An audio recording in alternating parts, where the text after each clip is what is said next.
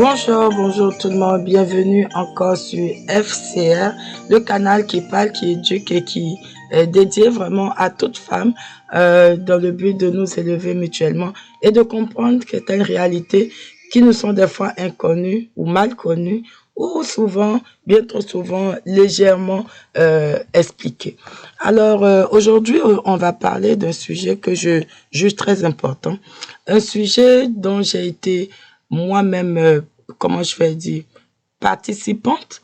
Je ne veux pas dire actrice parce que c'est pas un mouvement qui m'intéressait personnellement, mais auquel j'ai été confrontée malheureusement sur de nombreuses semaines, de nombreux mois, de nombreuses années. Et avec ce système, j'ai appris des choses, je me suis développée autrement, j'ai trouvé des astuces, on va dire, pour survivre et pour surmonter la situation. Bienvenue encore à toutes et à tous, je suis super contente de vous retrouver, c'est toujours un plaisir de vous avoir avec moi et de pouvoir collaborer, contribuer vraiment à votre quotidien, si je peux me le permettre. En tout cas, modestement, j'espère que tout le message que je partage vous apporte vraiment quelque chose et que nous sommes tous en train de grandir et d'acquérir de nouvelles aptitudes. Parce que c'est de ça qu'il s'agit. Se développer personnellement, intrinsèquement, se connaître mieux et aller de l'avant pour réussir, pas pour revenir en arrière. Alors, en fait, aujourd'hui, je vais parler d'un sujet qui concerne des personnes qui sont parents, des personnes qui, malheureusement, dans l'expérience de vie de couple qu'ils ont expérimenté au départ, ils ont échoué à un moment donné dans leur rôle respectif parce qu'il faut partager les responsabilités quand quelque chose ne va pas, il ne faut pas juste dire que c'est l'autre, il y a aussi notre part de responsabilité et qui ont été confrontés à un problème plus important, c'est-à-dire le fruit de leurs entrailles qui est en avant d'eux et qui doivent malheureusement, dont ils doivent malheureusement physiquement se séparer, en fait. Et ça entraîne des situations juridiquement qui sont appelées pour certains la garde partagée. Aujourd'hui, je vous en parle vraiment parce que j'ai eu à discuter avec un monsieur et je lui ai donné ce que je pouvais apporter. Vraiment modestement parce que j'avais compris que lui n'avait pas compris. Mais moi, j'avais déjà compris. Vous savez, lui, il me parle et puis je lui demande à un moment donné, ça fait combien d'années vous faites la garde partagée? Parce que pour moi, quand il parlait, c'était un truc une situation qui vient de lui arriver fraîchement. Il n'est pas habitué, il comprend pas, il est perdu. Et là, il me dit, ça fait 5 ans. Je dis, mais 5 ans, monsieur, vous êtes un habitué. Et là, il est étonné. Je dis, mais oui, vous êtes un habitué. Après 5 ans, vous devez avoir développé des stratégies, des habiletés et tout. Vous ne pouvez pas être au stade où vous vous posez encore la question de savoir. Bon, c'est sûr, on se pose la question, mais à un moment donné, il faut que toi aussi tu vives, il faut que tu passes à autre chose. Mais lui n'était pas encore arrivé à ça. En fait, beaucoup de pères et de mères s'embrouillent autour de la garde de leurs enfants. Bien souvent, je comprends que certaines personnes, que ce soit la femme ou l'homme, trouvent que c'est eux qui peuvent mieux s'occuper de l'enfant. Malheureusement, on est dans des systèmes des fois, administrativement ou juridiquement, où c'est pas compris comme ça. Donc, à un moment donné, vous vous retrouvez dans des situations vraiment bizarres où un parent garde 2 semaines, l'autre parent prend 2 semaines, une fois, après c'est un parent qui garde 1 semaine, l'autre garde 1 semaine. Donc, ça veut dire que il y a une journée de la semaine où les deux doivent se croiser, composer ensemble, quels que soient les défis, et avoir encore à ramener l'enfant d'un côté ou de l'autre, ou vous avez certaines gardes que vraiment j'ai trouvé horrible, où une part dans la semaine, une partie des journées sont réservées à une partie qui va s'occuper de l'enfant, c'est-à-dire semaine 1, on va commencer, dans un mois, il y a 4 semaines en général, sauf en février. 4 semaines. Première semaine, telle personne prend 2 jours. La semaine suivante, la même personne prend 3 jours. La semaine qui suit, la même personne prend 2 jours. Et l'autre semaine qui suit, c'est-à-dire la semaine 4, c'est l'autre parent qui garde. Vraiment, c'est un cafouillage total. Et quand vous vous retrouvez dans une situation où le parent en question est vraiment, c'est-à-dire il y a un parent qui n'est vraiment pas recommandable, je vous assure, c'est de l'horreur. La garde partagée, vraiment, c'est une situation que je trouve terrible, une situation que je trouve terrible. Pour moi, c'est terrible, c'est affreux, c'est-à-dire le jour où moi on m'a annoncé ça, j'avais vu toutes les années là que j'allais supporter. J'avais tout vu en fait, j'avais visualisé tout dans les détails, dans les moindres détails, comment ça allait se passer. Je connaissais l'histoire. Mais eux, ils ne savaient pas dans quoi ils m'exposaient et dans quoi ils me mettaient. Et des fois, on dit, oui, vous êtes dans des pays, c'est la femme qui a le pouvoir. C'est pas vrai. C'est pas vrai. Tu es là, tu m'écoutes, tu penses que tu peux faire ce que tu veux et que toi, tu es la femme, tu auras nécessairement raison. C'est pas vrai. Ne vous embrouillez pas. Si Dieu, en tout cas, juge que tu n'auras pas, ben tu ne l'auras pas. Tu as beau être une femme ou un homme, ben tu ne l'auras pas. Tu vas être confronté au système où ben, c'est toi qui as perdu. Donc, ça arrive que une personne qui veut être bien dans son esprit ou bien qui pense qu'elle est... Parce que je préfère pas départager. Je vous explique la situation pour que vous compreniez l'esprit de la garde partagée et ce dont je veux parler.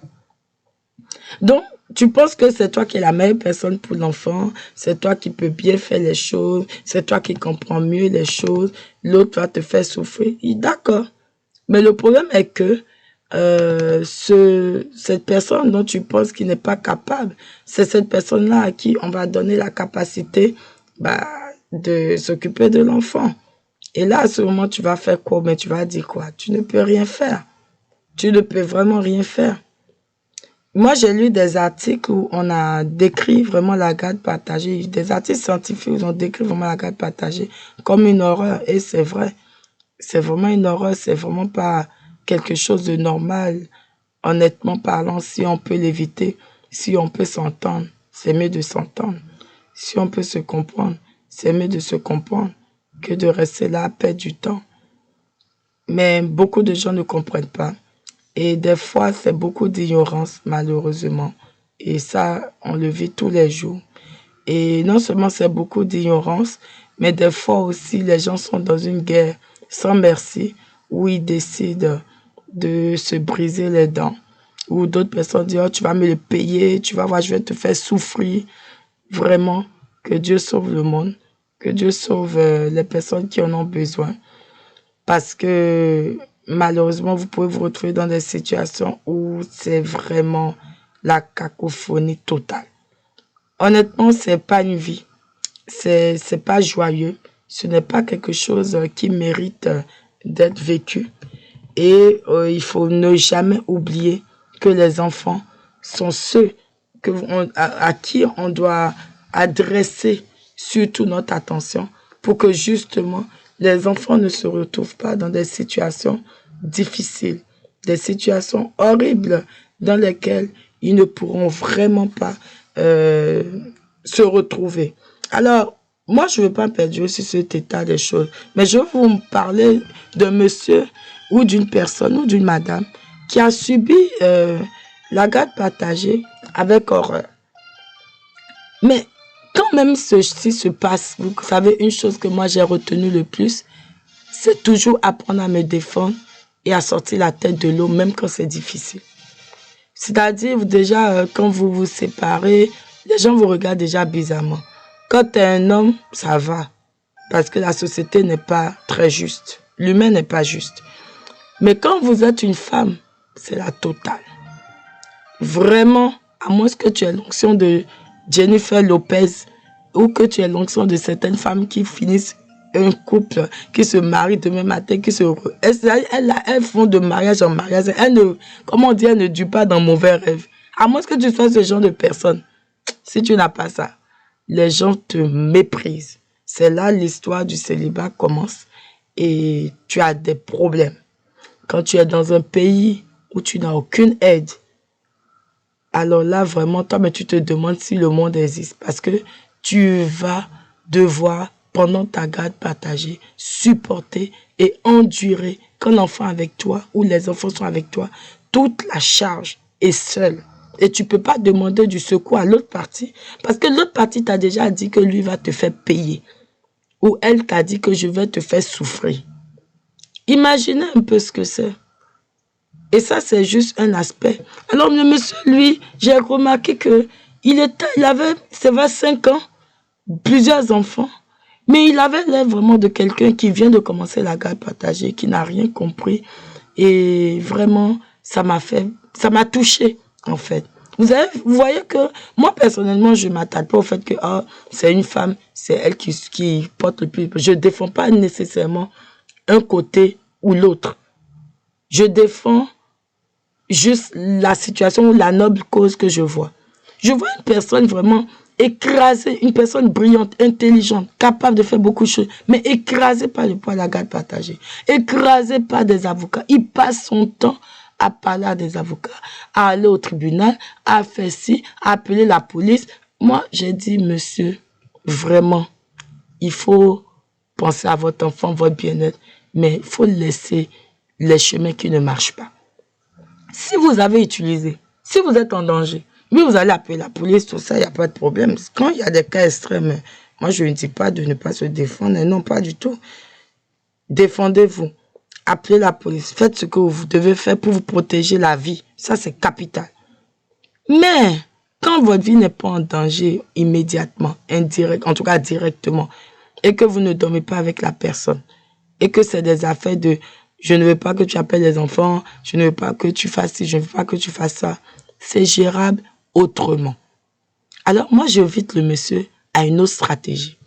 Un monsieur brillant, mathématicien dans l'esprit. Vous voyez? Quelqu'un qui sait calculer. Et ce n'est pas un petit monsieur là, c'est un grand monsieur. C'est-à-dire, je dis, mais monsieur, non. Vous devez vous réveiller, vous êtes un homme. Vous ne devez pas vous laisser comme ça. Oui, c'est pas facile. J'ai dit vraiment, monsieur, sans vous mentir, moi, garde partagée, quand ça s'est passé, vraiment, je ne vais pas mentir, wallahi, en ce temps-là, c'était très dur pour moi. Trop dur même. Il n'y avait rien à prendre financièrement. C'est-à-dire, même si tu voulais chercher la pingling, il n'y en avait pas. Il n'y en avait pas, c'était chaud. C'était très, très, très, très, très, extrêmement chaud. Donc, les gens ne pensaient pas à ça. Parce que c'était comme si, bon, on va même prendre quoi sur son. Et il n'y a même pas poil sur elle pour qu'on va chercher. En tout cas, en apparence pour eux, Dieu merci. Parce que c'est Dieu qui donne. Et c'est Dieu qui voit au-delà de l'âme. Il voit notre cœur. Il connaît notre avenir mieux que tout le monde. Alors, l'apparence faisait qu'il n'y avait pas grand-chose. Donc, tout ce qu'il fallait faire, apporter comme difficulté, c'était dans la vie, en fait. C'était dans le défi du quotidien. C'était dans le défi de comment garder l'enfant, comment avoir des alternatives, comment s'occuper de l'enfant. Alors, monsieur, je vous dis, laissez tomber, même si c'est dur, parce que je comprends le côté pécunier. Quand tu as un bon standing de vie, tu as un gros salaire et qu'on te prend, je sais pas combien ils prennent, mais on te prend au moins 40%, alors que déjà les impôts sont passés. Écoutez, c'est très dur. Vraiment, en matière d'argent. Vraiment, moi, mes parents m'ont appris une chose, que ça, mon père, ma mère, ne pas voler. C'est-à-dire, tu peux être une femme, tu peux être un homme. Mais quand tu envies ton partenaire au point où tu es capable de voir que sa poche est remplie, puis tu arraches la moitié comme ça pour toi seul. Vraiment, des fois, même quand tu as accès, il faut avoir un peu d'humilité, avoir peur de Dieu et lui laisser sa part. Parce que, en tout cas, moi, je trouve qu'il faut respecter l'argent des gens. Si quelqu'un t'a donné, tu prends. Mais si la personne ne t'a pas donné, que tu prends, c'est un vol. Même si vous êtes marié. Je vois des gens, ils sont mariés, ou bien ils sont en couple, ou je ne sais pas. En tout cas, ce qui est sûr, on va parler des gens mariés, parce qu'on préfère qu'on se marie. Le papa donne l'argent de scolarité, la maman dit que non, ce n'est pas suffisant, que l'argent de scolarité, c'est 500, alors que l'argent de scolarité, c'est 100. Pourquoi tu vas ajouter? En fait, oui, des fois, ça arrive vraiment. Il y a des gens qui sont tellement pain gravats, tu es obligé d'augmenter pour pouvoir subvenir à d'autres besoins. Mais ça peut arriver une fois, deux fois. Mais en tout cas, vraiment, je ne sais pas comment vous expliquer, mais pour moi, il ne faut pas voler son prochain en matière d'argent. Tu as besoin de quelque chose, tu demandes. Moi, tu me donnes de l'argent, je vais prendre. Tu as 1 milliard, je regarde, je dis, je bénis Dieu pour toi, Dieu merci pour toi. Mais ce qui est pour moi, ça là, c'est pour moi. Vous avez vu comment ma voix a changé? Ça là, c'est pour moi. Donc, il y a des personnes qui sont avides du bien-être des autres. Il y a des personnes qui sont avides. C'est des arrivistes qui sont là pour profiter des biens des autres. Ça, c'est des catégories de personnes. Donc, monsieur, même si tu as mal, ou madame, même si ça te fait mal, parce que, écoutez, si moi j'avais les moyens de le temps, je suis sûr qu'on m'aurait plumé. Et j'ai dit ça au monsieur, le monsieur a ri. Ça dit, même dans sa détresse, là. De toute façon, j'ai parlé. Lui-même, il a ri. Parce qu'il a vu qu'il ne s'attendait pas à ça. On était en train de parler d'autre chose. Quand j'ai écouté, il a dit un truc, j'ai dit, ah, mais ça fait combien de temps? Il me dit 5 ans. Je dis, bébé, ça fait longtemps. Et même au début, quand il m'a parlé même de la structure de sa garde partagée, j'ai dit, oh Seigneur, c'est quoi ça? J'ai dit, mais monsieur, c'est vous qui avez accepté ça? Bon, comme je ne pouvais pas trop parler aussi, je me suis dit, bon, on ne sait pas qui a raison, qui a tort. C'est Dieu seul qui sait. Mais vraiment, après, quand il me dit, ça fait 5 ans, puis tu parles comme ça, je dis, hé, monsieur, tu es un homme. Moi-même, femme, là, j'ai vécu ça près de 10 ans. 10 ans. Et je peux vous dire qu'au moment où ça fait 10 ans, il y a une dame qui m'avait dit, il y a 10 ans en arrière, que le jour où ma situation allait se régler, ce sera dans 10 ans. J'ai dit, quoi? Dans 10 ans, venez voir la femme guerrière, forte sur ses pieds comme ça. Je disais, quoi, dans 10 ans? Donc, dans ma tête, elle me disait que non, impossible, je ne vais jamais supporter. Laisse. 10 ans sont passés bien. Et j'ai appris à me défendre. J'ai appris à suivre. Dedans, doctorat. Dedans, école. Dedans, études. Dedans, garder l'enfant. Dedans, travailler. Et je faisais 36 heures par semaine de travail physique. Ce n'est pas un travail de bureau, hein. Travail physique. Je remercie Dieu, je bénis le ciel parce que vraiment, sans vous mentir, travailler physiquement m'a totalement aidé. Déjà, tu gardes la ligne, ça c'est un. Et deuxièmement, ça me permettait d'oublier. Et ça m'occupait en fait. Ça me permettait d'avoir un cerveau reposé pour le doctorat et un cerveau actif. Je n'utilisais pas mon cerveau pour travailler. Alors, j'utilisais tout mon cerveau pour faire le doctorat et créer des entreprises. Parce qu'à un moment donné, d'un doctorat, ben, vous devez vous renouveler.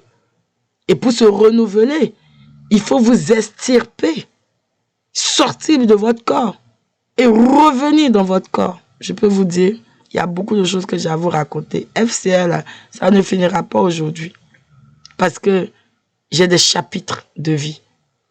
Écrire un livre pour moi, c'est même, je vous dis, ça ne suffit pas.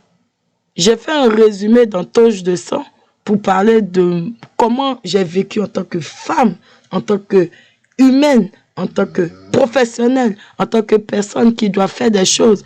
Mais honnêtement, je peux vous garantir que c'était des chapitres et des chapitres. Alors on va en venir parce que je ne voulais pas être trop long, j'espère, mais je dépasse déjà mon temps. Le monsieur m'explique ça et je lui dis non monsieur, vous savez quoi? Lorsqu'on fait une garde partagée qui n'est pas facile, on trouve à un moment donné des alternatives pour s'en sortir. On ne décide pas de se morfondre, de rester là-dedans et de penser que c'est terminé. J'ai dit monsieur, cessez d'aller voir police, tribunal. Il m'a dit, oui, mais quand ça arrive que la personne commence par vous menacer, vous dites que, oui, la personne va vous faire payer, qui te fait souffrir, qui ne veut pas penser à ton bien, qui pense tout le temps à te torpiller, que c'est pas facile. Je dis, oui, monsieur, c'est clair. Mais est-ce que depuis que vous êtes allé au tribunal, vous avez eu des solutions? Il dit, ah non, c'est encore plus difficile. Je dis, alors, vous avez été à la police, vous avez eu des solutions?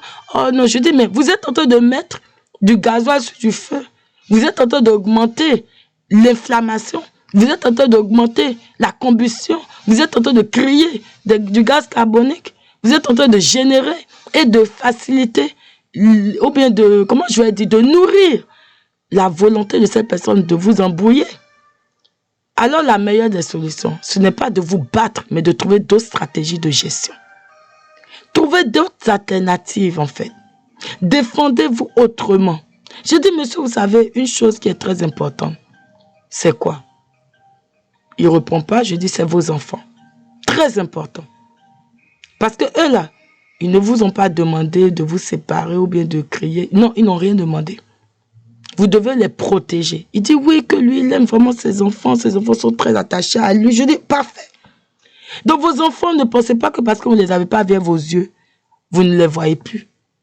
Même si la maman dit, ah non, tu ne vas pas voir l'enfant aujourd'hui. Ah, le papa dit, plus jamais tu verras ton enfant. Tu as la chance, tu es dans un pays où même on peut contrôler les sorties, les arrivées. Donc, tu veux faire certaines choses, ils n'ont pas le choix que de te contacter. À ce moment-là, monsieur, dormez tranquille. Moi, vous savez ce qui m'a sauvé pendant la garde partagée? Il me dit non. Je dis, ben parce que moi, j'ai compris que quand je suis ici et que mes parents sont à l'autre bout de la terre, qui se préoccupe, qui vit, qui nous préserve en fait? C'est Dieu. Ce n'est pas nous, ce n'est pas notre volonté. Quand ma mère ne dort pas, elle veille, ou qu'elle veillait paix à son âme, pour prier pour moi. C'est Dieu qu'elle interpelle pour prier pour moi. Et c'est lui qui veille sur moi. Alors vous devez confier vos enfants à Dieu parce que dans la rue, il y a des enfants qui dorment. Dans la rue, il y a des gens qui n'ont ni père ni mère. Dans la rue, il y a des parents qui n'ont pas à manger pour donner à leurs enfants. Ils dorment, la maman dort dans la rue avec le bébé au sein. Dans la rue, il y a des gens qui n'ont personne. Dans la guerre, il y a des enfants qui ont tout perdu. En guerre, il y a des personnes qui sont malades et qui n'ont personne pour les soigner, qui pourrissent dans le pied pourri, des fois, à cause d'une plaie ou à cause d'une blessure de guerre ou d'une balle perdue qui est tombée sur eux. Qui veille sur ces personnes si ce n'est pas Dieu? Qui veille si ce n'est pas la création? Qui veille à veiller sur nous? Et je dis, monsieur, Dieu s'occupe de vos enfants. Vous devez trouver l'apaisement total pour avoir le cerveau pour réfléchir. Vous devez trouver la... Vous savez, moi, la première chose que j'ai demandé à Dieu parce que j'étais tellement stressée, tellement embrouillée, tellement perturbée. Vous m'auriez vu en 2013, vous auriez pleuré. Je vous dis, pendant une année, je n'ai quasiment pas peiné mes cheveux. Pendant une année, je ne m'occupais pas de moi. Je ne regardais même pas ce que je faisais. Je m'habille, je me lève, je me donne à manger à mon enfant, l'enfant est là et c'est tout, et je pars. Et des fois, quand je marchais dans la rue, je parlais seule. Un jour, un monsieur m'a rencontré, qui me connaît, et me dit, oh, j'espère vraiment que je ne vais pas venir te trouver et que tu sois plus là. C'est là que j'ai compris qu'il voulait dire en fait que dans la tête, peut-être ça commence par être à part déchargé ou bien perturbé. Mais j'ai vécu ça. Et c'est encore moi qui vous parle aujourd'hui. Et je peux vous dire que j'avais besoin d'apaisement. Et c'est là que j'ai commencé par faire des prières et demander à Dieu, Seigneur, donne-moi l'apaisement. Seigneur, donne-moi le discernement du bien, du mal, du vrai, du faux, du bon, du mauvais. Le discernement, c'est la plus grande grâce que vous pouvez demander à Dieu. Si vous l'avez, bonifiez-la et gardez-la. Si vous ne l'avez pas, demandez sans relâche. Je peux vous dire que l'apaisement était incontournable. Et lorsque je n'étais pas apaisée, je faisais comme le monsieur, police, tribunal. Bon, tribunal, je ne suis pas allée là-bas beaucoup. Déjà, je vous ai dit, je n'avais pas beaucoup. Mais quand c'est une fois et qu'ils m'ont cassé les pieds, alors qu'il y avait toutes les preuves à l'appui, j'ai dit, bon, je vais choisir mon chemin. Mais des fois, j'allais me renseigner pour savoir mes droits, pour savoir qu'est-ce que je dois faire. Et pour trouver, en fait, je demande des renseignements pour trouver la stratégie. Donc, la stratégie était quoi? Et j'ai dit au monsieur, monsieur, cherchez l'apaisement. Pour avoir l'apaisement, lorsque le parent dit, tu ne peux pas voir ton enfant aujourd'hui, vous notez. Tu ne peux pas manger avec ton enfant, tu notes. Tu prends un gros cahier. Quand on allait au Nigeria avant nous, là, il y avait un gros cahier, comme les cahiers au Canada, mais en Amérique, là, leurs cahiers ne sont pas gros. Mais au Nigeria, vous avez des cahiers comme les cahiers TP, là, de 300 pages, de 500 pages, gros comme ça. C'est un bon cahier. Puis c'est relié avec fil dedans avant de mettre la colle. Donc le cahier est efficace. Et tu écris dedans. Aujourd'hui, on a refusé que je mange. C'est le 25 janvier 2003. On a refusé que je fasse. Il n'a pas voulu que je prenne enfant. Ils n'ont pas voulu que je... Alors que c'est mon tour. Tu écris à la main. Si tu n'as pas pu écrire à la main, tu as dactylographié. Imprime ton email. Parce que le jour où l'email se ferme, tu es mal barré. Et ça, je donne conseil à tout le monde. Gardez les traces de vos choses. Et tu mets dans le cahier. tu mets dans le cahier. Je dis, monsieur, il dit oui. Assurez-vous que le cahier grossisse.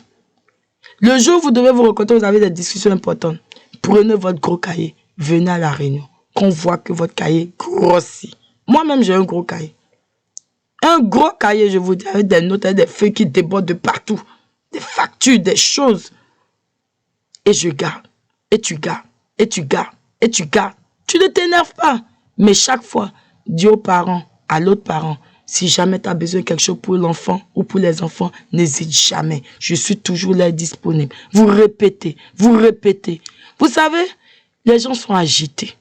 Les gens sont animés de colère. Les gens sont animés de noirceur. Les gens sont animés d'un esprit de méchanceté. Alors qu'ils savent que quand vous étiez ensemble là, ça ne fonctionnait pas. Hein. Ça ne marchait pas. Ils savent qu'ils ne sont pas là pour t'apporter le bonheur. Ils savent que ça ne marchait pas, qu'il y avait quelque chose qui n'allait pas. Ou bien ils savent que peut-être qu'ils regrettent. Et j'ai dit au monsieur, peut-être qu'elle regrette, mais elle ne sait pas comment vous dire.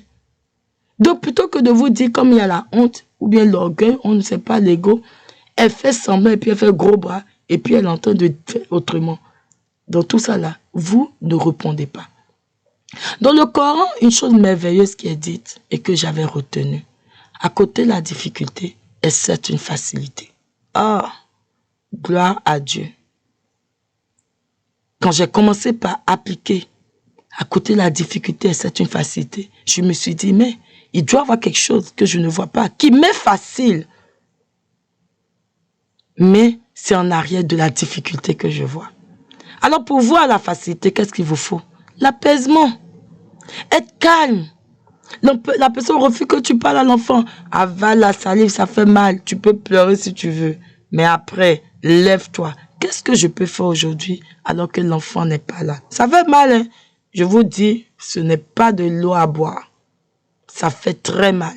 Mais quand après, tu as fini de pleurer, tu dis, bon, qu'est-ce que je peux faire aujourd'hui pour l'avenir de mon enfant? Je t'assure que tu vas avoir l'énergie. Quand tu vas... Je dis, monsieur, vous savez que les enfants, ça coûte cher chaque année, non? Il dit oui. Je dis, alors, quel temps vous avez à perdre, à vous morfondre, alors que vous devez bâtir de l'avenir pour vos enfants? Bâtissez l'avenir de vos enfants pendant que l'autre garde les enfants et qu'elle s'enorgueillit, ou qu'il s'enorgueillit, qu'il garde. Ça fait mal, mais Dieu veille. Ah, moi, j'ai vraiment expérimenté ça, je peux vous garantir, Dieu veille. Et Dieu veille tellement que même dans l'alternance de la garde partagée, il y aura un jour où l'enfant viendra, où les enfants viendront, qui vont correspondre à des moments clés, phases de la vie, où vous serez en train de construire l'enfant. Des fois, les gens s'arrangent, c'est ton anniversaire, on ne veut pas que l'enfant vienne. Moi, j'ai appris à vivre mon anniversaire sans problème. J'ai dit, monsieur, prenez votre gros cahier, notez tout. Les gens ont beau se fâcher. Un jour, elle aura besoin, ou il aura besoin, que tu gardes l'enfant. Parce que on n'est pas en Afrique surtout. Et même si tu étais en Afrique aujourd'hui, les gens sont occupés. Ça peut arriver que ce soit dit un jour pour toi. Ça peut arriver que tu as un enfant de 16 ans, un garçon qui déconne, tu n'arrives pas à gérer, tu es obligé d'appeler le père. Moi, je ne voulais pas rentrer dans les détails avec le monsieur parce qu'on ne sait pas qui a raison, de quel bord ils sont. Mais j'ai dit, monsieur, pensez à vos enfants. Quand j'ai dit pensez à l'avenir de vos enfants, le cerveau a commencé par... Vous savez, les hommes et les femmes ne fonctionnent pas de la même manière. Mais quand j'ai dit, monsieur, pensez à l'avenir de vos enfants, pensez à leur patrimoine que vous voulez laisser. Ah non, ça l'a galvanisé. J'ai dit, monsieur, bâtissez l'avenir de vos enfants. Je m'adresse, et les mamans généralement qui sont conscientes, elles l'ont déjà dans la tête et on n'a même pas besoin de leur dire. Mais quand elles sont confrontées à cette difficulté, et c'est ça qui a fait beaucoup, je n'encourage vraiment pas les séparations, mais c'est ça qui fait que beaucoup de femmes préfèrent rester et quasiment mourir dans certains couples que de quitter à cause de leurs enfants. Parce qu'elles voient tous ces défis-là et elles ne peuvent pas les supporter. Et surtout en Afrique, je sais qu'il y a des parents qui peuvent vraiment partir avec l'enfant complètement, tu ne les verras plus. Et ça peut tuer une femme qui a vraiment l'amour maternel. Il y a des femmes qui n'ont pas d'amour maternel. Ça existe. Mais il y en a qui ont l'amour maternel en abondance. Elles ont tellement d'amour à donner qu'elles pourraient en faire 10, 20, 30 enfants si elles veulent. Alors ces femmes-là, quand vous leur privez de la maternité, c'est destructible. Moi, je vous dis que si on m'avait dit que j'allais vivre la garde partagée, j'allais dire jamais de ma vie. Parce que j'ai tellement dit et milité haut, il faut que jamais personne ne va faire ci, ne va faire ça à mon enfant et moi que quand je me suis retrouvée là-dedans, je ne me voyais pas vivre. Mais il a fallu vivre parce qu'il fallait bien un jour être là quand l'enfant sera grand. En fait, vous réalisez, et j'ai dit au monsieur, réalisez que votre enfant, vos enfants ne seront plus des enfants, ils vont être des adultes. Qu'est-ce que vous allez les laisser? Vous voulez laisser passer ce temps-là? Eux, ils sont des enfants, hein. Ils ne sont pas conscients de tout ce qui se passe. Ils sont conscients des moments difficiles et tout, bon. Mais ça passe. Ils ne sont pas conscients de ce que vous vivez. Mais il faut qu'ils viennent retrouver un père digne, un père fort, un père présent. Un père qui a milité, qui a laissé un héritage pour eux. Et vous notez tout dans votre cahier, vous écrivez tout. Et un jour, quand c'est le moment-là où ce monsieur-là est fatigué et vient vous demander, vous prenez votre gros cahier. Vous dites, ok, le 25 janvier 2004, tu as refusé. Le 31 janvier 2004, tu as refusé. Le 3 mars 2004, tu as dit non. Le 25 avril 2004, tu as dit non. Voilà les journées. Ça fait en totalité plus de 6 mois que je n'ai pas vu mes enfants. Aujourd'hui, tu me demandes. Moi, je n'ai pas de problème. J'ai vraiment pas de problème. Moi, j'ai dit au monsieur, soyez calme. Ne vous fâchez plus avec elle. Vous dites non, oui, elle me déteste. Non, même si elle vous déteste, parlez-lui gentiment et poliment. Donc, voilà ce que... Et ça compte pour tout le monde. Parlez poliment et gentiment. Parce que même si vous allez au tribunal, ça va jouer contre vous si vous êtes impoli, si vous parlez mal. Si vous êtes énervé, vous laissez emporter par les émotions, ça va complètement jouer contre vous, hein. Ne vous amusez pas à être mal poli et tout, c'est très grave. Donc, les avis aux femmes qui sont tout en émotion, tout emballées, calmez-vous. Et devant les enfants, c'est même pas bon, calmez-vous. Donc, j'ai dit, monsieur, soyez calme. Et dites-lui ça calmement. Vous voyez que déjà, la personne te voit un gros cahier, la personne comprend. Quand la personne voit tout ce que tu as écrit, la personne comprend. Quand tu récapitules, la personne comprend. Et quand tu dis, alors, vu que ça fait 6 mois, est-ce que tu me permets de les garder plutôt sur 1 mois que de garder 2 jours? Est-ce que ça vous pensez que ça va être facile pour la personne de vous dire non? Ça va être difficile. Et j'ai dit, monsieur, à ce moment, ça veut dire que vous pouvez négocier. Et vous savez, monsieur, la merveille des choses, quand les enfants ne sont pas là, et que vous êtes obligé de vous gérer tout seul, même si vous manquez, investissez-vous dans leur avenir. Bâtissez des entreprises. Monsieur, vous êtes un grand mathématicien. Prenez votre calculatrice, créez une entreprise. Même s'il y a des alternatives, même si on a bouffé votre argent d'un côté, il y a une manière de faire aussi pour qu'on ne bouffe pas d'un autre côté. Trouvez ces alternatives-là. Calculez. Quand je fais mes dépenses, avec ce projet, j'ai un bénéfice de 2 millions de dollars. Ok. Là, j'ai un bénéfice de 1 milliard de dollars. J'ai dit, monsieur, quand vous entendez millions de dollars, milliards de dollars, est-ce que vous pensez que vous allez vous énerver avec quelqu'un qui vous donne le temps libre pour bâtir l'avenir de vos enfants? Il s'est calmé automatiquement. Il a dit, madame, vous avez raison. Je dis alors, monsieur, c'est ça le nerf de la guerre. Quand vous êtes déjà dans une situation horrible, la chose n'est pas de l'enflammer. La chose est de prendre le calme et d'avoir une vision différente de la vision des gens puérils qui s'agitent, qui ne comprennent rien, qui font n'importe quoi. C'est là où j'ai dit, monsieur, vous allez grandir. Vous allez vous en sortir, grandir. Faites du sport. Prenez soin de vous. Quand les enfants voient qu'ils voient un papa en forme, vivant, présent. J'ai dit, monsieur, parce que tous ces trucs-là, qu'est-ce que ça fait? Ça vous empêche d'avoir une vie. Ça vous empêche de vous remarier. Ça vous empêche d'avoir des enfants. Ça vous empêche d'avoir d'autres enfants, d'avoir la paix. Et quand vous êtes dans la noirceur, et c'est ça, j'ai dit, monsieur, vous êtes dans une noirceur, vous ne vous en rendez pas compte, mais vous êtes dans une noirceur. Vous allez déprimer, vous allez développer des maladies, vous allez être une autre personne. Pourtant, vous êtes quelqu'un de brillant, vous pouvez faire des choses. Le monsieur là, je ne le connais pas. Hein. Moi, je ne le connaissais pas. Je ne le connais vraiment pas. Moi, je lui ai dit ce que j'avais à dire. Et aujourd'hui, quand j'ai parlé comme ça, j'ai dit, tiens, il y a des personnes qui ont besoin d'entendre ça. Et honnêtement, des fois, j'en parle rapidement, mais je n'en parle pas en profondeur. Et aujourd'hui, je vais vous exposer les mystères cachés pour sortir. Ou pour des mystères cachés pour grandir malgré la garde partagée. Pour être heureux malgré la garde partagée. Pour être heureux malgré le fait que vous êtes dans une situation atroce. Je vous dis, moi, je pouvais voir mon enfant de loin dans un parc, mais je ne pouvais pas m'approcher de mon enfant. Est-ce que vous savez ce que ça peut faire à une mère qui aime vraiment et qui a l'amour maternel vraiment? Je ne pouvais pas. Et un jour, on a été confronté à une situation qui, honnêtement, me fait même des fois couler les larmes. On était à un anniversaire et mon amie en question a insisté pour que ma fille soit présente. Donc, elle a appelé le père de mon enfant pour que l'enfant soit présent. Alors, l'enfant qui arrive, qui ne s'attend pas à me voir, parce que généralement, quand elle est de l'autre côté, elle ne voit pas du tout l'image de l'autre, parce qu'il n'y avait aucune collaboration, aucune discussion, rien. Je ne pouvais même pas l'appeler, je ne pouvais même pas lui parler, je ne pouvais rien faire. Elle rentre dans la salle. On est dans une salle, dans un restaurant coréen. Vous savez, dans les restaurants coréens, on a des tables, mais c'est des plaques chauffantes au milieu. Elle rentre dans la salle. Elle voit directement mon visage au centre de la salle. En fait, quand elle ouvre la porte, l'enfant me voit directement en face.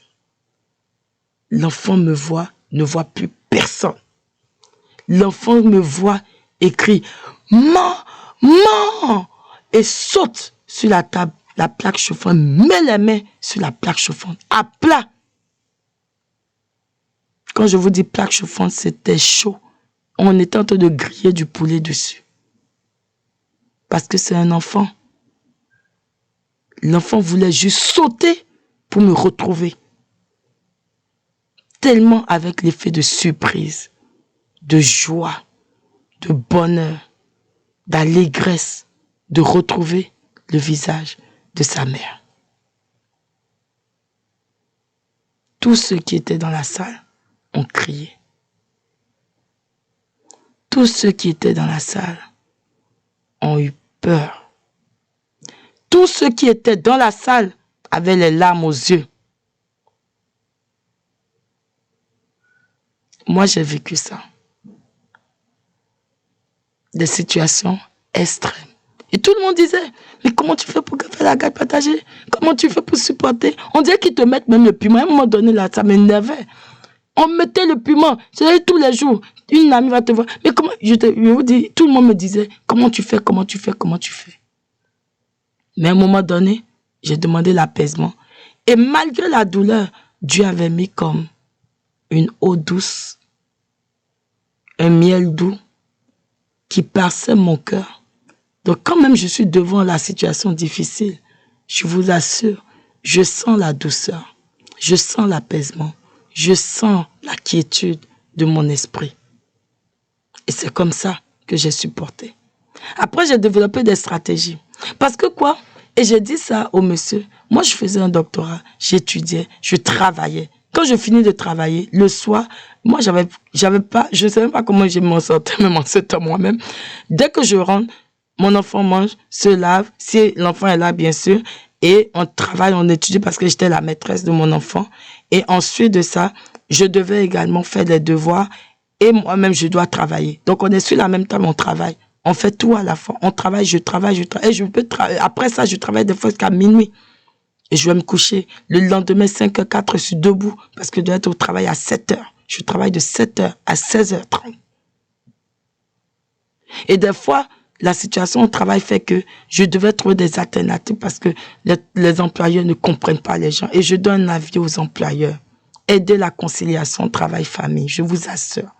Parce que il y a des parents qui doivent abandonner le travail à cause des enfants. C'est grave. On doit trouver un système où le travailleur est capable d'amener l'enfant au travail. C'est-à-dire quand il n'a pas le choix, il doit avoir un service de garde au travail. Il doit avoir des solutions. C'est pas normal que des parents abandonnent, qui sont intelligents, abandonnent le travail à cause du fait qu'ils n'ont personne à qui confier les enfants. C'est l'horreur. Donc j'ai dit au monsieur, calmez-vous, devenez gentil. Même si elle vous aide, même si elle vous a pris de l'argent, elle ne vous a pas tout pris. Vous avez encore vous. Vous avez encore votre vie. Vous avez encore votre vigueur. Travaillez, bâtissez l'avenir de vos enfants. Et un jour, si un zigoto se lève, et j'ai dit, monsieur, n'oubliez pas, nous avons tous été des enfants. Et nous avons été des fois très ingrats et très mal polis. Si un jour l'enfant se lève, oh non papa, tu ne m'as pas aimé, tu m'as fait souffrir, tu as fait souffrir ma maman, tu n'as rien fait pour nous, patati patata, monsieur, vous savez quoi? C'est en ce moment encore, le gros cahier va encore entrer en ligne de compte. Prenez votre gros cahier. Vous prenez le cahier, vous dites, ok, toi Dada, je t'avais prévu telle entreprise, je t'ai créé telle compagnie, j'ai fait tel sacrifice et normalement je te lègue environ 500 000 $. Je donne un exemple fictif. Toi, Grâce, je t'avais créé une entreprise, j'ai créé une chaîne alimentaire, de restaurants alimentaires, j'ai créé ici, ça te donne un patrimoine de 1 700 890 $. Mais comme vous êtes impoli et que vous trouvez que moi, je ne suis pas un bon père, alors je pense que je retire ça, je retire ça, je retire ça et je retire ça. J'ai dit, monsieur, vous allez voir en ce moment que l'enfant mal poli redeviendra rapidement très poli. L'impolitesse va disparaître. L'enfant qui vous pensez qu'il ne vous aime pas, il va vous aimer. C'est pas que à cause de l'argent, l'enfant va vous aimer. Mais vous savez, même des fois, quand on aime nos parents, on dit des méchancetés, on dit des choses qu'on ne comprend pas puisqu'on est enfant, on est ignorant, on est trop, en tout cas, on est trop gâté pour, je sais pas, mais on est agité. Comme il y a des enfants qui vont dire, moi, j'ai dit à ma maman, de toute façon, peut-être qu'on s'est échangé à l'hôpital. Et c'est peut-être pas trop d'enfants parce que je trouvais qu'elle m'a traité trop. Un jour, je la regarde et puis je me vois dans son visage. Je dis, Seigneur, c'est quoi ça? Je me regarde moi-même dans le miroir, je vois ma maman dans moi. Donc, vous avez vu que le côté ressemblance, hein, je ne pouvais plus utiliser l'argument comme quoi ma mère me maltraite parce que je ne suis pas nécessairement son enfant. On m'a échangé à l'hôpital. Rapidement, ce mot n'est plus jamais sorti de ma bouche. J'ai oublié ça une bonne fois. Donc, vous voyez, les enfants ont fait des bêtises un peu bêtes comme ça. Et ce cahier-là, ces notes que vous prenez aujourd'hui, ça va servir plus tard. Non seulement dans la lutte ou la situation que vous avez maintenant, mais aussi dans le moment où l'enfant va dire des choses ou bien l'enfant ne va pas vouloir, ne va pas comprendre certaines choses. Et j'ai dit, monsieur, vous savez, si moi, mon père était enfermé quelque part, j'allais le chercher, j'allais creuser la terre et le trouver. Si ma mère était enfermée quelque part, j'allais creuser la terre et aller la trouver. Un enfant retrouve toujours son parent. Un enfant va chercher à connaître son père, sa mère. Un enfant va chercher à savoir qui a contribué à l'amener sur la terre des vivants. Donc quand les gens disent « Oh, tu verras plus ton enfant, tu vas faire plus ci, tu vas plus ça », ça fait mal. Mais plutôt s'habituer de mourir. Il faut vivre pour donner la chance à cet enfant de revenir vous trouver en santé, en pleine forme et avec la grâce de bénéficier quelque chose de vous. Je pense que ce monsieur, ce jour-là, a reçu quelque chose. Parce que je lui ai dit, monsieur, vous en êtes à 5 ans, moi, ça a duré près de 10 ans. Et aujourd'hui, on est arrivé à un stade où on ne discute pas, on ne fait plus de palabres, on est pisse, il a besoin de quelque chose, je donne, il a besoin d'une information, je communique, on veut faire l'enfant veut venir à la maison, l'enfant vient, l'enfant doit partir, l'enfant part. Et monsieur, qu'est-ce qu'on veut? Ayez la quiétude. Tout ce que vous faites aujourd'hui, plus tard, ça va changer. Vous-même, vous allez vous dire que, mais est-ce que c'est vraiment moi qui ai vécu ça dans le passé? Mais oui. Et apprenez à laisser tomber. Il m'a dit, ah, mais tu sais, oui, c'est vraiment... Je dis, monsieur, ça ne va pas être immédiat. Parce que là, moi, je vous parle aujourd'hui. Demain, je ne vous verrai pas. Je ne vous parlerai plus. Mais dans l'avenir, apprenez à travailler sur vous de sorte que vous vous débarrassez de la colère, de la rancune Ça fait que vous noircir. Ça fait que vous empêchez de vivre. Ça vous empêche de faire ce que vous devez faire. Ça vous empêche de devenir vous-même. Donc, abandonnez la colère. Même si elle dit et fait des choses qui vous touchent, laissez tomber. Alors, voilà comment est-ce que j'ai parlé à ce monsieur. Et je pense que toi, en arrière, toi qui m'écoutes, tu as besoin d'entendre ce genre de paroles. Vous devez prendre soin de votre personne. Vous devez prendre soin de votre relation avec Dieu d'abord. Vous devez vraiment comprendre que les défis qui vous arrivent ne sont pas de la faute de Dieu. Et même si c'était une épreuve que Dieu vous impose, c'est pour votre bien. C'est pour vous apprendre à grandir, à tirer votre tête autrement de la situation et à devenir une meilleure version de vous-même. Moi, j'ai traversé ça. Hein. Il y en a qui se sont moqués de moi. Il y en a qui m'ont vu comme quelqu'un qui était vraiment, on va dire, en griffe. En tout cas, il y a des mots que je ne vais pas prophétiser sur moi-même. Ils m'ont trouvé vraiment de bien de manières. Des manières vraiment difficiles. Mais est-ce que j'ai regardé ça? Il y en a qui pensaient que je ne foutais rien de ma vie, que je passais mon temps, je ne sais pas, à m'ennuyer, à dormir. Il y a même des personnes qui m'ont dit, toi, tu passes ton temps à dormir, à ne rien faire. Et un jour, je suis venu, j'ai dit, bon, voilà, moi, j'ai gradué. Donc, il y a des choses qui se passent. Vous vivez des frustrations terribles. Mais les gens ne savent pas que quand tu es seul, et que tu dois te battre, et que tu dois manger, tu dois vivre, tu ne peux pas te prostituer. Tu ne peux pas aller chercher un homme parce que tu as besoin de quelqu'un pour payer ton loyer. Si tu as des valeurs, et si tu as Dieu, tu ne peux pas. C'est pas que tu ne veux pas te marier, mais tu peux aussi t'arrêter sur la rue et puis commencer à appeler tout le monde. Tu dois te battre, tu dois payer le loyer, tu dois aller travailler 36 heures dans une semaine. Combien d'heures il nous reste? Maintenant, quand même tu as l'argent, tu sais que l'argent que tu gagnes n'est pas suffisant, tu veux créer une entreprise. Combien de temps il te reste? Parce que pour créer une entreprise, ça prend de se préparer, ça prend de participer à des formations, ça prend d'avoir une idée, de trouver la niche, de trouver le produit, de trouver le bon produit. Il faut contacter un fournisseur, il faut faire ci, il faut faire ça. Moi, j'ai actuellement une compagnie où je dois contacter des fournisseurs régulièrement. Je dois trouver le bon fournisseur, le bon tissu, la bonne qualité, le bon endroit, le bon prix, le bon prix pour la livraison, surtout que DHL, FedEx, UPS, ils bouffent l'argent en plus de vous faire payer la douane.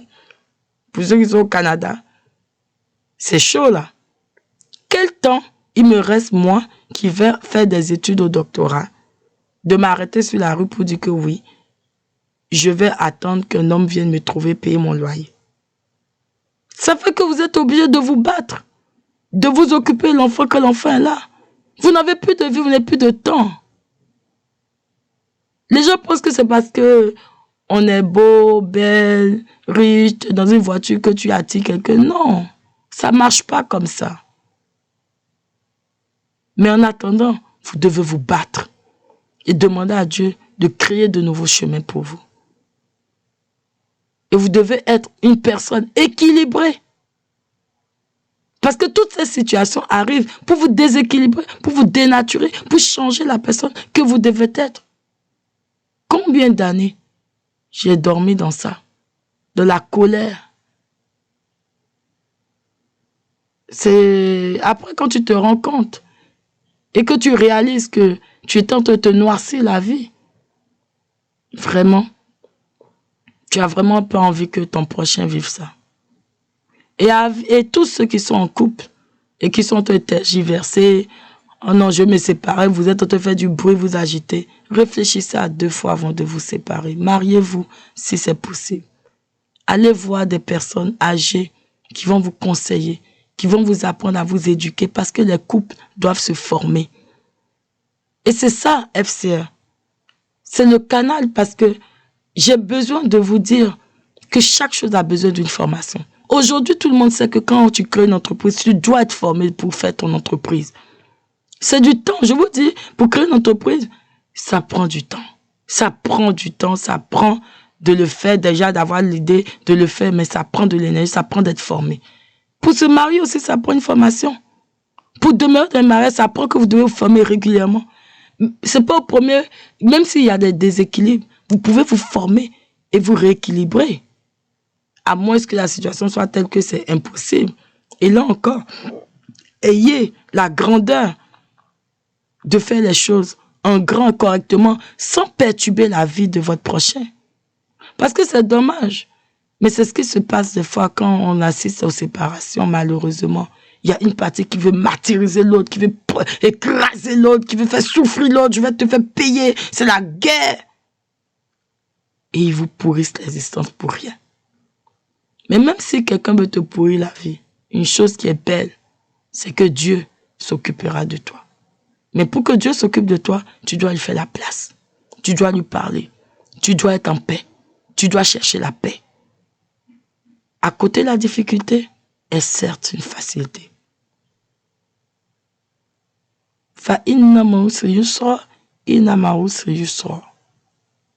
Je vous dis, cherchez la paix. Quand une situation est dure, voyez la facilité. Mais pour voir la facilité, vous devez être en paix. En paix et tranquille.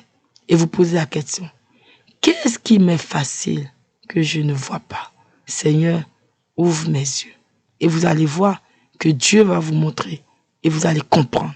Oh là là, j'avais pas vu ça. Je vais faire ça. Vous allez apprécier. J'ai dit au monsieur, allez faire du sport. Quand on a les enfants au Canada, là, tu peux pas aller faire sport et mettre ton enfant dans un centre sportif. Et faire du sport. C'est-à-dire la femme, et ça, j'envoie en même temps mes gbés à quelqu'un qui a un centre sportif. Parce que moi, j'ai trouvé ça abominable. Non, parce qu'on est maman, on a accouché, on ne peut plus aller faire sport, on doit grossir. Surtout que les mamans, les enfants, quand ils ne mangent pas tout, la maman se trouve obligée, ils se sont obligés de manger ce que l'enfant a laissé. Et tu grossis, tu grossis, tu grossis. Donc si toi tu ne fais pas sport à la maison, tu vas grossir, fatigué. Donc vraiment, ceux qui ont des centres sportifs, créez des environnements pour recevoir des gens qui ont des enfants. Parce que les gens ont trop de défis, trop de situations. Aidez la société, contribuez au bien-être de la société. Parce que c'est anormal qu'on ne puisse pas mettre un enfant quelque part pour vaquer à des activités professionnelles ou des activités qui nous contribuent à notre bien-être. Très très peu d'activités sportives ici, en tout cas à Montréal, que je connais, au Canada, et qui acceptent des femmes qui viennent avec des enfants. En 2019, j'avais découvert un centre où je pouvais amener l'enfant au service de garde. Et vraiment, j'allais là-bas tout le temps. Et quand l'enfant n'était pas là, moi, à 3 h du matin, j'allais faire sport. Ah oui, moi, j'ai dit au monsieur, moi, vraiment...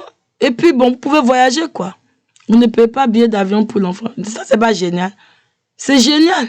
Vous ne payez pas billet d'avion pour les enfants. Vous voyagez, vous dites juste... bon, de toute façon, l'autre ne veut même pas que tu vois les enfants. Il faut voyager. Il faut manger la vie.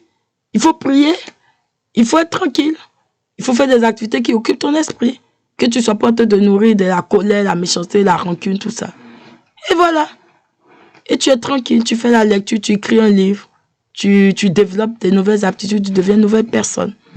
Et comme ça, ta vie prend un sens.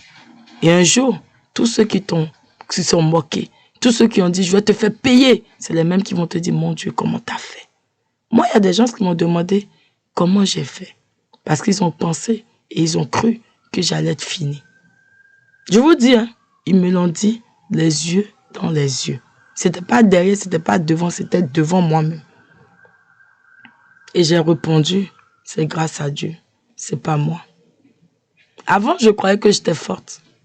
Mais aujourd'hui, j'ai compris que c'est seulement par celui qui me soutient que je suis. Je rends toute la gloire au Maître des armées célestes. Ce n'est pas pour vous éduquer spirituellement nécessairement, mais je vous assure que sans Dieu, je ne serais pas là. Alors, je remercie vraiment la mère qui m'a mis au monde. Que Dieu la bénisse, que Dieu lui accorde le paradis, que Dieu lui accorde au-delà de ce qu'elle aurait pu imaginer spirituellement. Que au moment où je suis en train de parler, que la lumière luise dans son esprit, qu'elle reçoive la puissance de la force divine afin qu'elle sache que sur cette terre, elle a laissé une descendance qui se souvient d'elle en bien. Que Dieu bénisse tous les parents qui se battent et qui continuent de se battre et qui continuent de sortir la tête de l'eau. Que Dieu bénisse les parents qui n'ont rien, mais qui nourrissent tellement d'amour pour les enfants. Je peux vous dire que même si c'est $1 que vous cotisez pour vos enfants, avec ce que Dieu vous a donné et que vous avez foi en Dieu, Dieu multipliera le bien qu'il a mis en vous et le bien qu'il a mis dans votre dollar. Et votre enfant, votre descendance ne souffrira jamais. Moi, j'ai vu des parents ne rien avoir, mais tellement ils avaient à cœur le bien-être de leurs enfants. Chaque enfant était la semence de gloire que Dieu leur a donnée. J'ai vu des femmes souffrir, mais Dieu s'est souvenu d'elles. J'ai vu des hommes souffrir, mais Dieu s'est souvenu d'eux. Cessez de vous déchirer pour les enfants. Les enfants n'ont pas besoin de ça. Les enfants finissent par grandir. Les enfants finissent par être des êtres à part entière. Et ça ne sert à rien de vouloir faire souffrir l'autre. Parce que vos enfants ont besoin de l'autre. Et vous aussi, vous avez besoin de l'autre. C'est inconscient, mais c'est vrai. Alors, je vous souhaite un bon moment. Merci d'avoir été connecté à FCR et que Dieu vous oriente. Et vraiment, à bientôt encore pour de nouvelles émissions et de nouveaux partages. Bonne journée ou bonne soirée. Bye bye.